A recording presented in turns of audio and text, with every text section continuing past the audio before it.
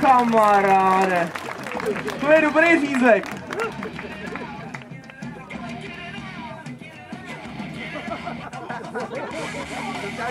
Já jsem říkal, tyjo, nelez na trialový závody.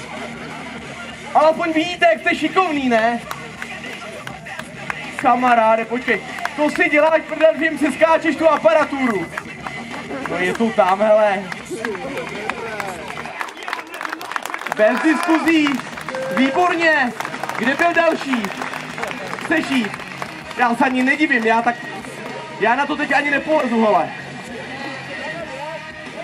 Takže co si dáme dalšího? No tak pojď.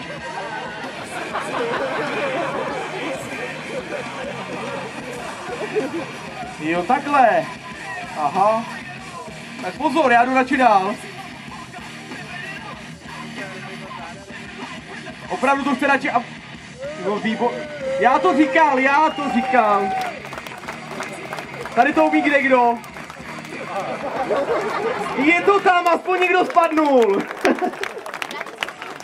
Cože?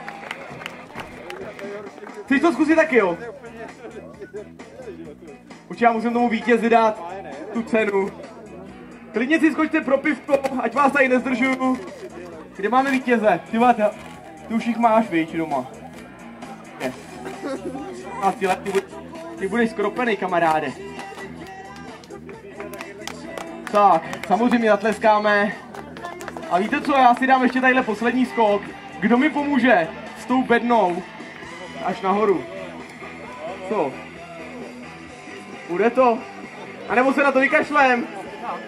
Hele, vyprdnem se na to, já si skočím ještě jednou na auto. Na závěr, nebudem to protahovat. Takže dívejte se na to jednokolkáře, no prostě je dobrý. A já si tady dám ještě pár skoků a už to ukončíme. Já už nemůžu. Jo, můžeme klidně na pódium se vyjet a... Ale Martine, já už jsem jim slíbil, že tam jezdit nebudeš, jo? Oni tě neviděli při samotné exibici. Já se hrozně omlouvám. Oni mají strach o ty butny tady. Ne. No právě, že jemu se to už párkrát nepovedlo, víte chlapi, tak jako...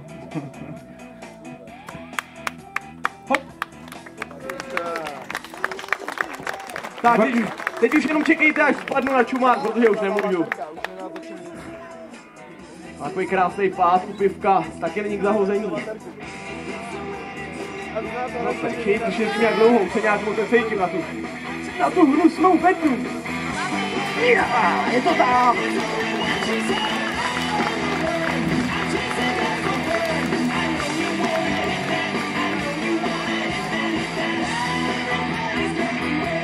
A sakra, teď si to dám bez jištění nahoru.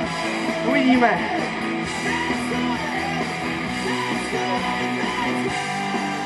Martine, nechceš to podržet? No nevím, no. Zkusím to bez jištění. Určitě. Hezky. Jak za mladá.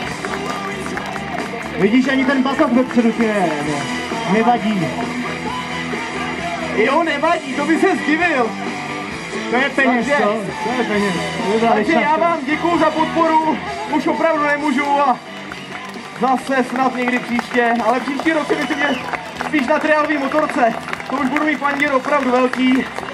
Přeju vám hezkou zábavu a závodníkům hodně štěstí do zítřejšího závodu. Jedete i zítra, ne?